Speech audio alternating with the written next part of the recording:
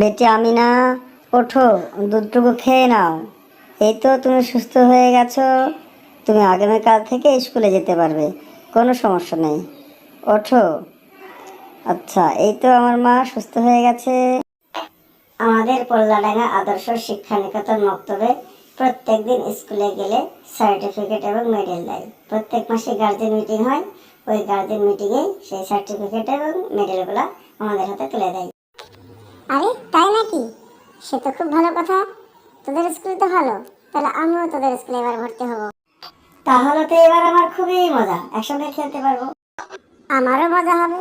আমরা সব সময় তাহলে একসঙ্গে থাকতে পারবো, একসঙ্গে খেলাধুলা করতে পারবো, একসঙ্গে পড়াশোনা করতে পারবো। তাহলে আমি আবার বাদ যাব কেন? আমি আমার আব্বুকে বলে আমিও ভর্তি হয়ে যাব। তাহলে এবার আমাদের তো শুধু মজাই মজা।